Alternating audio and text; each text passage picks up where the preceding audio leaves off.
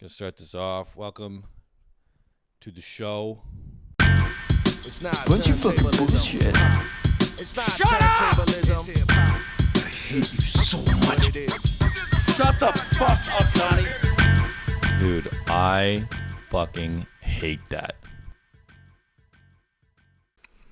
Welcome, for the sake of the recording, or maybe so I can cut out all that shit at the front. Welcome, my friends. Things I Hate 48, rhyming episode. I feel like I should do a special one on every 8 because it rhymes, or whatever. Welcome. You know, last week I said I was only going to do it once every 2 weeks. Here we are, back to back, schwiggity schwa. I had Friday off yesterday, so I think that's why I had enough energy to do this. We need a 4-day work week. We need a 3-day weekend. We need a 4-day work week. 2 days is not enough. You know, 3-day weekend. The first day, it's a fuck off day. You know, you do nothing. I played Pokemon yesterday for about 5 hours cumulative of the day. The other couple too, I watched some fucking shows, and then I went out and hung out with a friend of mine in the evening. So, you know, it's a fuck off day. It's a write off. Then you get Saturday. It's kind of like, I'm actually gonna do some stuff. You know, like I'm gonna do my fun things like this for me, and also I'll chill with my friends. You know, and then Sunday you prep for the week. Sunday you have, you prep your work stuff for the week. You make sure you have enough food in the fridge. All that bullshit. So one day you totally fuck off. One day is like kind of efficient fun and like your things that are not work. And then the last day is you kind of prep for work. You need a 3-day weekend, man. Anytime you finish a work week, especially if it was 5 days, the first day off, you'd be like, fuck that. I just worked for a week. Like, a week is a long time if you think about it. You know what I mean? Like, if you said, like, imagine you did something else besides work for a week straight. Like, imagine you came and told me, you're like, man, like, I just played Melee for a week straight. I'd be like, damn, that's crazy. You should take a break for at least a full day. Right? Anything. Dude, I just played baseball for a week straight. Dude, you should take a day off and chill the fuck out. Now imagine if the thing that you did for a week, you fucking hated, you know? Dude, I just went to my mother-in-law's house for a week straight. Dude, you need to take a day and chill the fuck out, you know? And then after you've taken a day, you should focus again on stuff that you like. Or I don't know, dude, I spent the last week eating that fruit that smells really bad.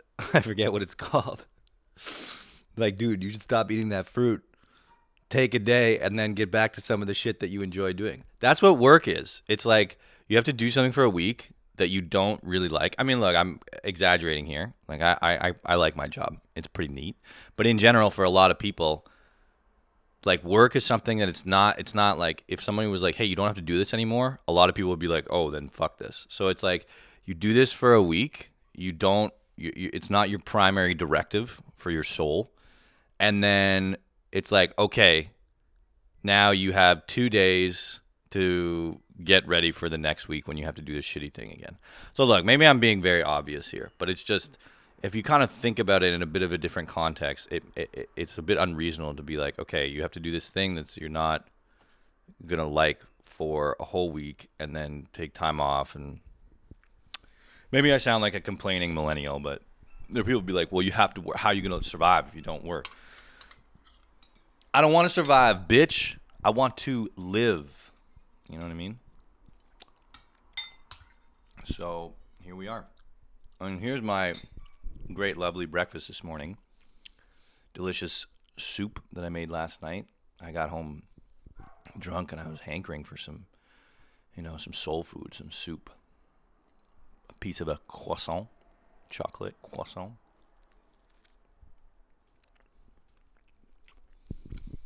Some ice water and some coffee. That ain't an apple. These apples are tart as fuck. So I'm saving it for the end. A nice palate cleanser. But anyway, I'm sick of French. I'm an excellent communicator. I'm really good. But not when I have to speak a language that I don't understand. I love communicating. Duh. That's why I'm fucking doing all this shit. I love communicating. I'm so good at it. I'm so good at writing. I'm so good at speaking. So it's like ultimate frustration for me when I have to do it in a fucking language that I can't speak. And that I can't understand. And frankly, I'm sick of the Quebec accent. I used to think it was endearing and kind of cute. No, I'm fucking over it. It sounds gross. It doesn't sound nice. And I'm over it. It was kind of funny when I was here. I'm sure maybe I'll fall back in love with it at some point. Maybe. I don't know. But right now, no. I'm over it. And, yeah. So sorry. I'm sick of French.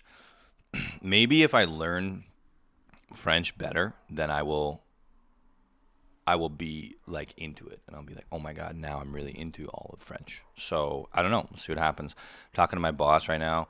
My boss. He started listening to the show a bit, so now I gotta like really make sure I don't talk some work shit on here. So what's up, Jay? If you're listening, that was for you. But anyway, I'm talking to my boss about perhaps taking lessons like on the company's dime, which would be pretty sick. So maybe if I'll take French lessons and I'll get better, I won't be so sick of it. But right now, I'm fucking, when I was really dating around, I was like, oh, like cool, like I'll go out with a French girl, cool. And now I just I don't, because even if a lot of times a French person speaks English, if they don't speak it like really well, then you have to like, and I guess this goes for any language, not just French, but you have to like put in energy to like decipher what they're saying a bit. I don't mean to say like it's like everyone has to speak perfect English. The only point I'm saying is that like if somebody doesn't speak your language very well, then you need to put in effort to try to understand them. And I'm overdoing that. I don't want to do. I don't know if you could hear that, but some fucking cunt with a small dick just ripped down this street in his whatever BMW dickhole thing, and due to loud engine roar.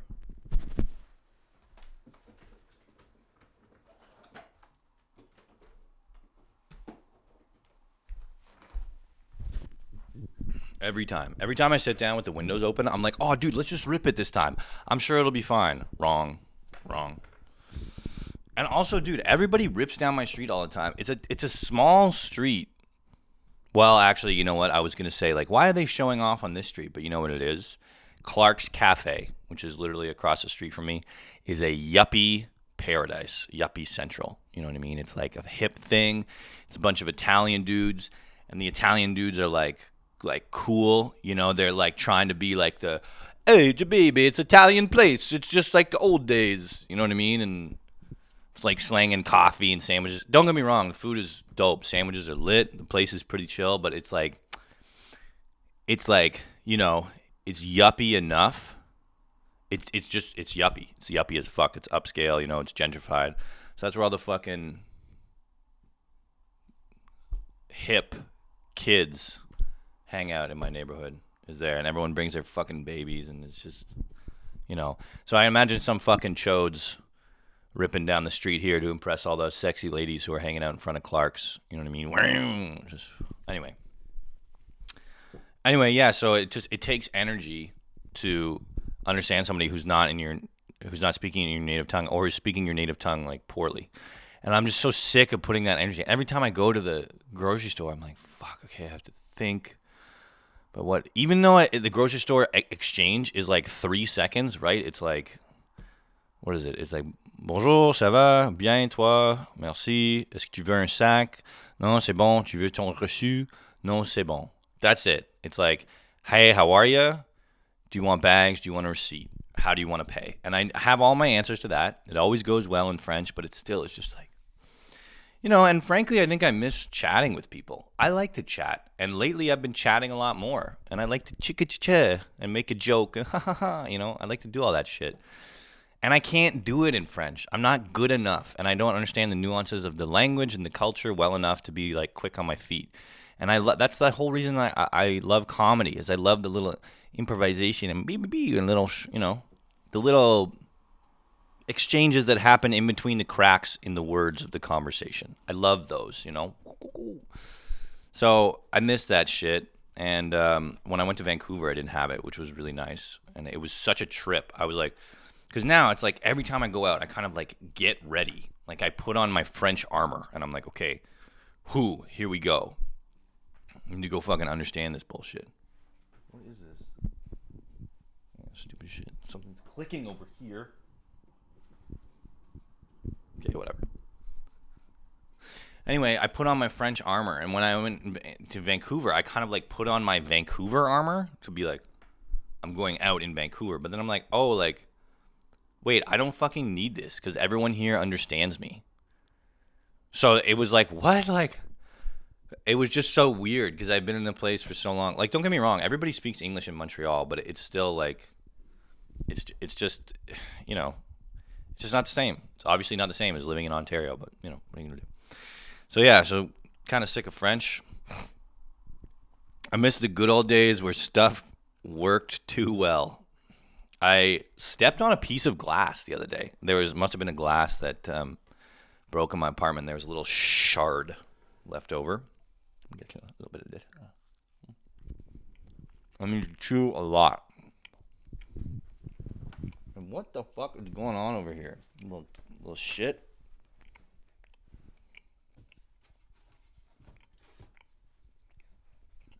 I think that fixed it. Nice. Tom, don't eat while you do the podcast. Hey, suck my dick. I'll do whatever I want.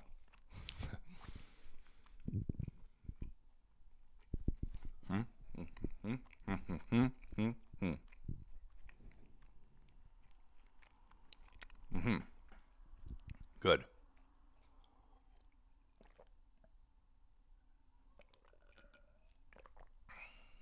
Fantastic. Oh, yeah, word. So I stepped on a piece of glass. It was like a little shard, right? Just on a cool kind of note, like, everyone has those calluses on their big toes that are like toward the interior of your foot. They're the big calluses on your big toes toward the interior of your foot. Mine, I think, are like especially thick. I think I have a very thick one of those. I can't tell, I haven't really taken the time to compare them to others, but I feel like mine are quite thick.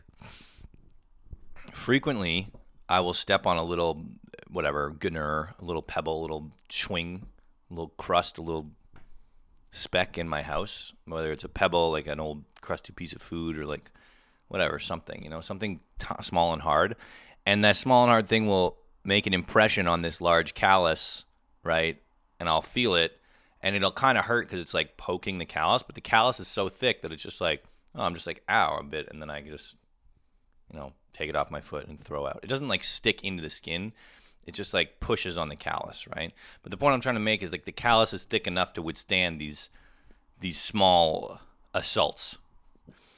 So I'm used to feeling like a bit of pain as I feel these small assaults push on the callus, but not break the skin, and just kind of be rebuffed by my thick flesh armor. How's that for imagery? Anyway, so I don't see this glass piece, and then I step on it, and I feel the same sensation that I feel when I'm stepping on a piece of like a little pebble. The sensation starts in the same way, right? Sharp pressure. And I'm like, oh, just a pebble, no sweat. And then I continue to push pressure down, and I can feel as it goes past the point of uncomfortable pressure, I can feel it break my skin and then go up into it. And I'm like, damn. Like it was really cool. It was kind of neat. It was like, dude, like I could feel it, and then it was like, and I was like, oh, dude, like fucking wild. Like it just went right up in there. It was cool. It hurt a bit. It did hurt a good chunk, but And I was like, oh, wild. But it was just like neat to feel the difference between the two sensations of like, the feeling of like an attack that was rebuffed and an attack that was unsuccessfully defended. The unsuccessful one being the glass breaching my defenses. It's poor coffee. And maybe it's just lukewarm now. Maybe I'll take a break and heat it up. Yeah. So anyway, so that happened, and then I put a Band-Aid on it, wrapped it around my toe. My toe is somewhat hairy, but not that hairy. I wrapped the Band-Aid around my toe, and it immediately fell off, the Band-Aid. And I got angry, of course, because it's just like, okay, well, excuse me, you made this Band-Aid company to do one thing, maybe like a couple things if you want to be generous, but the primary directive is to have this fucking Band-Aid stick to my skin so that the gauze can collect the blood that's falling out of my body and it doesn't go everywhere on the floor. And yet here I am in this predicament where your product has failed at its primary directive. And not failed under duress, which means under intense stress or intense conditions. It has failed immediately in a almost a controlled environment. I wrapped the thing around my toe, it touched the hairs and then just fell off. And I was like, what the, like, how did you make it past the testing? Like this is the only thing. I didn't put it on a sandy fucking arm.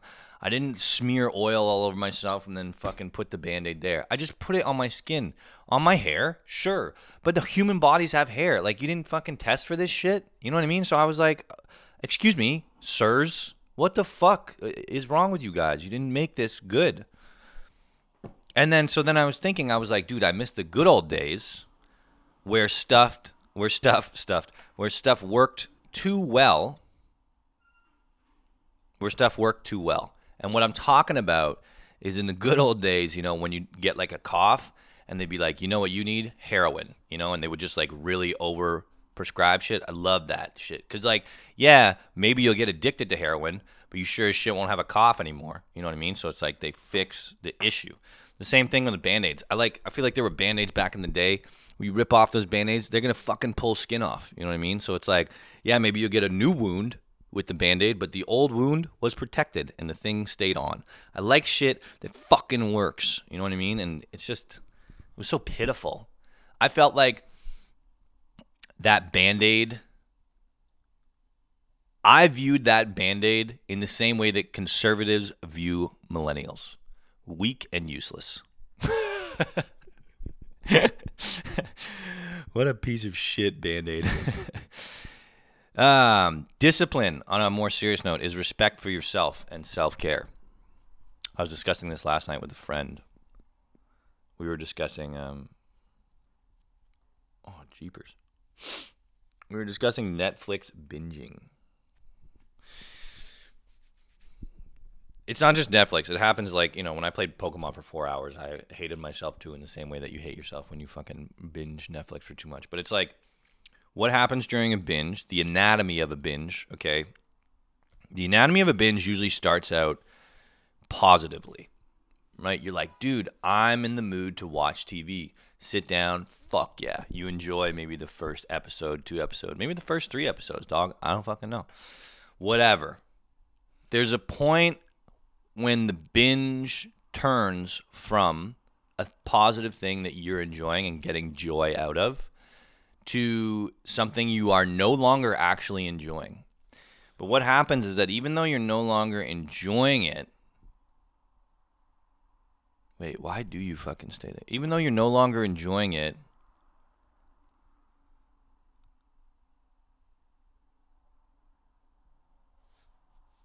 yeah, it's like oh man, I articulated it so well last night. It's like a balance or like a gradient. So like you start out enjoying it, But then, yeah, there's a point where you kind of stop enjoying it. But I think like that point is kind of hard to tell because it's not like you're like, oh, I like this. Now I don't. It's kind of like, oh, I really like this. Now I like this a little bit less, a little bit less, a little bit less. But the thing is that you had so much fun at the start that you're still remembering your joy from the start. So you keep going. Now, after a while, when you kind of, you got stuck in you're chasing the dragon, right? Trying to get the high that you felt at the start. Too long of time has elapsed, and you now have self-loathing because you've let yourself watch for too long, chasing the dragon of the first episode, right? Too long a time has elapsed, so now you feel shame and self-loathing. What happens is that your continued attention on the show or video game or whatever allows you to procrastinate dealing with that shame, right? You can ignore it. You can block it out. If you keep watching the show, you don't have to face your fucking shitty self. It's that meme where it's like when Netflix stops and it's like a dark screen and you see your reflection and all of a sudden you have to fucking deal with yourself and the consequences of your actions. So so that's the anatomy of a binge, right? And then, of course, once you get to the self-loathing part, you just keep watching, right? And then it starts to loop because you keep watching. You feel worse about yourself, but you don't want to deal with yourself. You keep watching and watching. Vicious cycle, right? Until it's like the whole day. It was a beautiful sunny day, and you binged for like 8 hours, and then you feel like shit. So anyway, all that to say is that, in our generation and millennials, there's a big push for self-care. Self-care, get a massage, get a fucking hand job. I don't know, whatever it is. Self-care, discipline is self-care because if you can cultivate discipline to learn when is the appropriate time to stop after you've enjoyed an activity, because usually the appropriate time to stop an activity is when you're kind of still enjoying it, right? There's a real crest, and I've noticed this when I'm playing Melee. Like, I'll fucking love it, and then I'll just keep playing it to try to chase the dragon of the first couple games. But you got to cut it. If your enjoyment is like a sliding scale or maybe kind of like that, there's a peak. You cut it on the first kind of come down of the peak of your enjoyment. That's where you cut it. That's what I've found anyway. That's where you cut it. And then you leave it and you come back to it and you get more joy coming back to it. So I don't mean to sound like I've mastered this because I most certainly have not. This is a new skill I'm trying to cultivate, but I just noticed that it's kind of interesting because, everyone's talking about self-care and you just think of like massages and like buying shit and like, I don't know, whatever. But discipline, I think, is probably the ultimate self-care, And of course, everything in moderation, including moderation and including discipline. But, I just thought of that. Same thing. It's like, if you are disciplined cleaning your house, I really enjoy a clean house.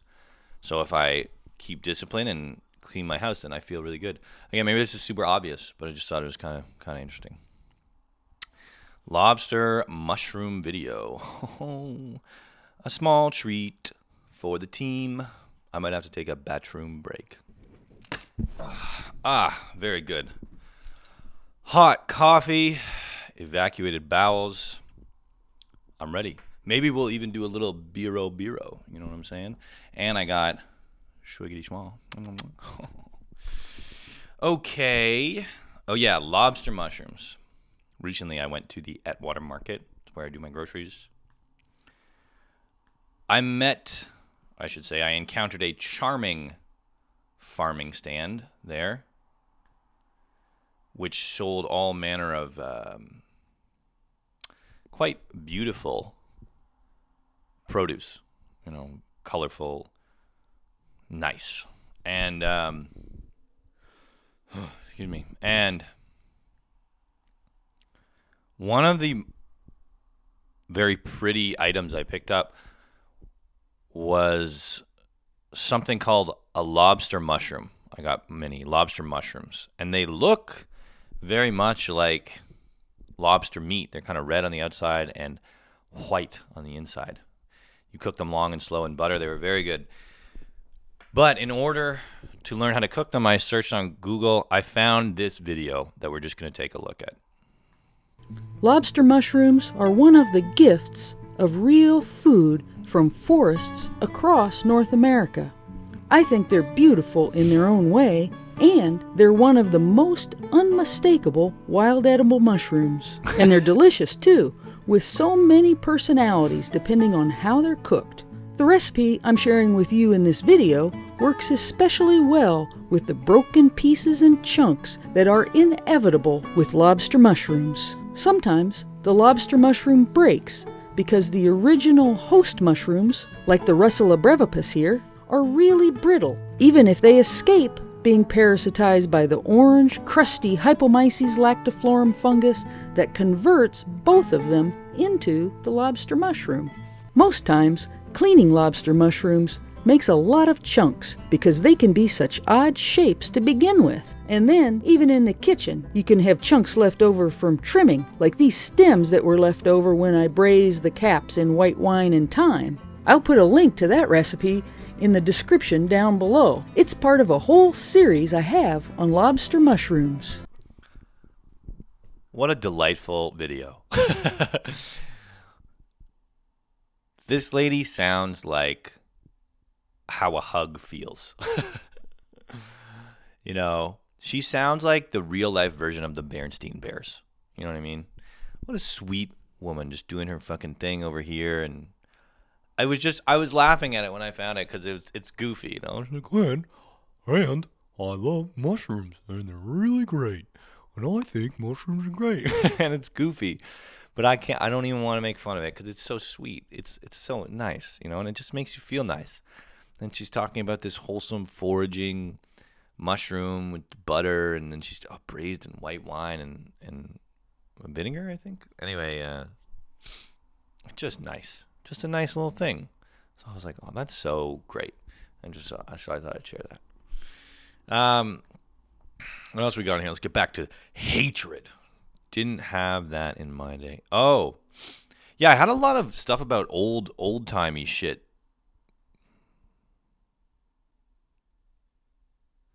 Yeah, so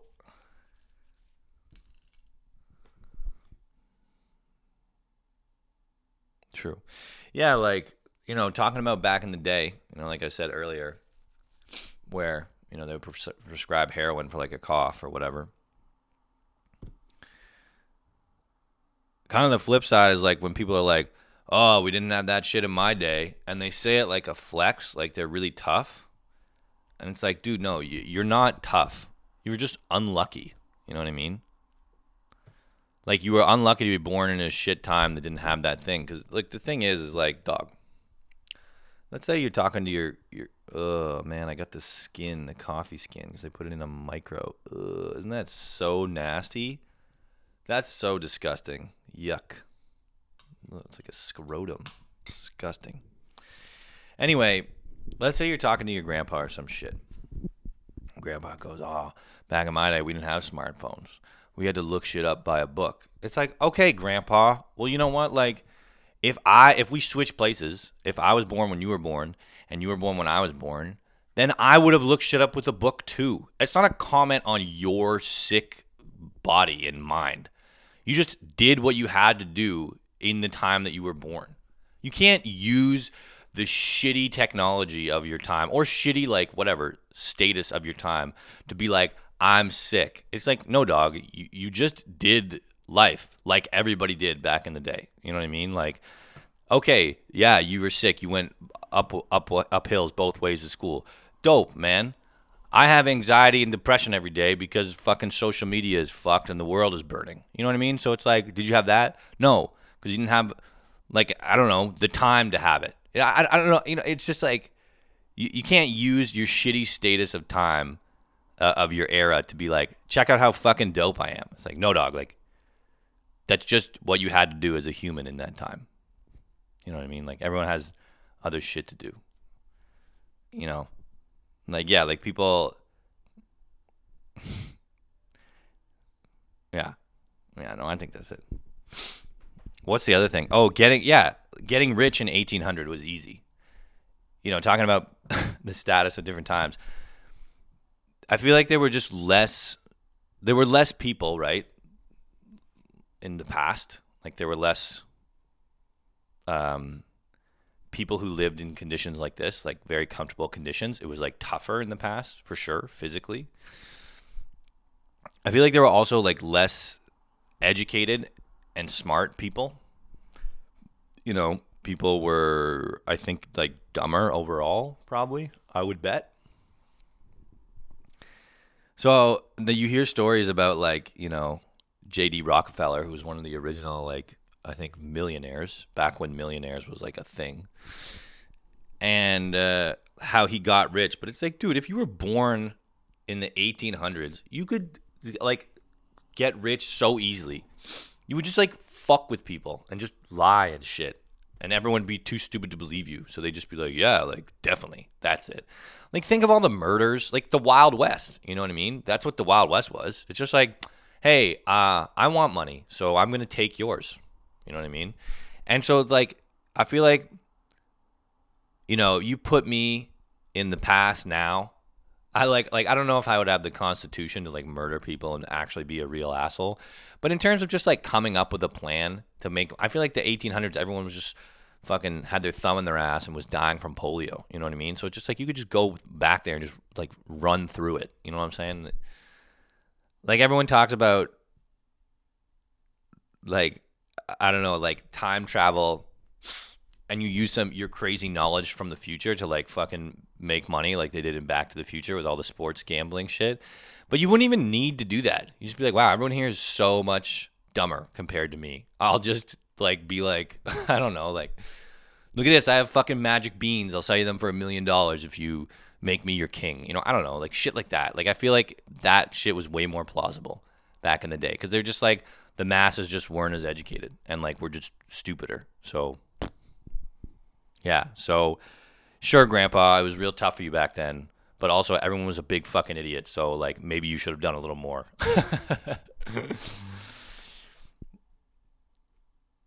This is just okay. I'm gonna do the jokes segment. It's time for jokes.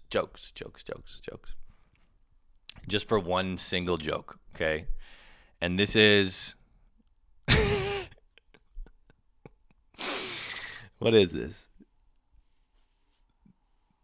This is my impression of an autistic person who's never played golf before and is playing golf for the first time with people who don't know that he's never played golf before. Hey, sir, who's definitely played golf before, what's your handicap? Autism.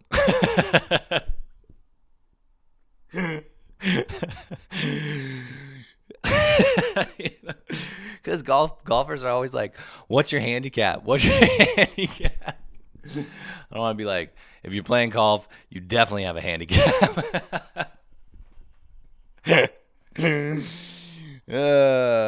What's your handicap? Well, mine personally is Down syndrome. Yeah. Okay. Oh, lady next door. Okay, well, first of all, just this lady moved next door. And my house is set up, my building is set up in a U shape. And my kitchen, you know, is at the tall end. Like, the U shape is the building, and then you cut it in half. You cut the U vertical in half. And those are 2 apartments, right? Each half of the U is 1 apartment. At the tall end of the U's on either side is the kitchen, and there's also a balcony there. And a bunch of windows so we can see into each other's kitchens. So for a while, the dude who was living there, like, was barely in the kitchen. I don't fucking know, like, never fucked around on the balcony. I personally don't fuck around on my balcony too much because I don't want to look at somebody else. And it's like, there's a front balcony that I have also that's way more private. So I'm like, okay, like, definitely I want to go out there, you know, because I don't want to like see other people when I'm trying to chill outside on my balcony and have like a quiet time. But anyway, the dude who lived there before, like, just never went out there. a lady moved in, a hot lady, right? She's on her balcony all the time. She put up basic white girl lights, which flash annoyingly, and she has some friends over and shit. Like, so it just kind of sucks for me because it's like, you know, I walk around naked a lot and like with my boxers and shit, and there's a bunch of windows in my kitchen, and I really enjoyed like being able to do that. But now it's like less of a thing. But I know you're going to be like, Tom, well, you know, that's fucking life. Like, deal with it. And you're totally right. The reason I bring it up is that it's because a while ago, my landlord evicted the people who were living where the lady is living now. My landlord evicted the people from there. They were an older couple and had been lived there for like 20 years. And the only reason he was allowed to evict them after going to court twice with the same people, after going to court twice, he was allowed to evict them because his son was supposed to move in. After he evicted them, his son moved in for a couple weeks, and then the son's friend moved in. And the son's friend lived there from about the spring until just now. Now, there's a lady living there. And I asked her, hey, do you live here now? And I was like, do you live there with Jeremy, who was the friend, right? She's like, no, I live here with other homie. I should probably not use their names. I live here with other homie, who was the son of the landlord. And I was like, and then she was like, yeah, but the son is on vacation. And I was like, what? Like, what? It's some shady shit. So, you know, I really liked that old couple, and they were really great, and they made the balcony look gorgeous. It was like all plants, and they were so sweet, and we had a nice rapport, and we had a little relationship, and it was just, you know, I was friends with them. It was nice.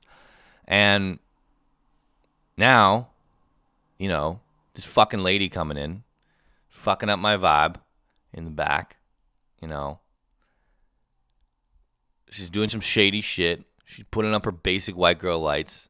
And it's just in contrast with the poor old people who got kicked out. It's kind of rubbing me the wrong way. So, you know, I was just kind of like, fuck, this is fucking whack. This is whack personally for me. And also, it's because this is some shady shit. So, I don't know. That's what's going on with me. On that note, when is a friendly reminder ever actually friendly, right? Somebody wrote that in our Slack channel at work somewhere. Friendly reminder, that's never friendly. A friendly reminder is code for, hey, you fucking idiots, get your fucking head out of your ass and stop doing X, right? That's exactly what that energy is. Do you ever say that with anytime you say friendly reminder? No, you're really boiling on the inside. A reminder can never be friendly. I don't think I could ever do a friendly reminder. I think because reminding in itself is never a friendly thing. Because usually if you're like reminding somebody, it's because they're doing something that's causing you pain in some way. You know, they're fucking up some order, I don't know, whatever. So you're going to be like, the reminder really is like, dude, like, stop doing this because you're fucking it up. Now, having said that, you know, manners are excellent. I'm fully behind the phrasing of this.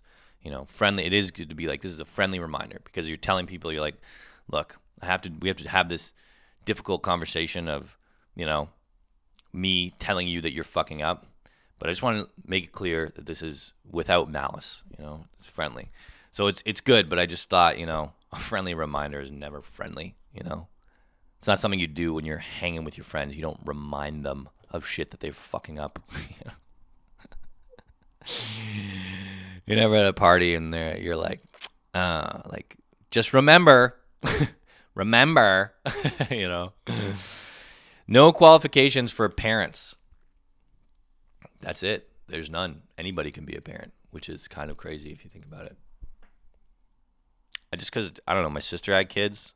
One day you're looking at your sister, and then she's like, now I'm a mom. And you're like, no, you're not. You know, like, okay, whatever. You know? But I don't mean to just shit on parents. It's also just, like, crazy because parents are just winging it. Like, it's not like you take a class in parenting, and even if you did, No class could prepare you for the manifestation of life. You know what I mean? It's not like God has a master class and he's like, when you're creating life, be ready for, it's a wild ass thing. So you just got to fucking wing it. I don't have fucking kids. What do I know? But this is my impression that I've seen from my sister, and just like, you just see people walking on the street with their children, like their kid does some shit. And you look at them, their kid does some shit, and either sometimes as a new parent, they'll just be like, fuck. And you can see they just don't know what to do, which is fair because it's like, how would you? You know what I mean? Like, no one has ever been in the position you were in with people have been, but not with this exact human in this exact moment. So it's just like, it's just crazy, man. Bringing new life into the world. It's wild. And it's the ultimate like imposter syndrome, or like fake it till you make it, where it's just like, dog, like, I don't know, you made this kid, I guess just, follow your heart, fucking hope for the best.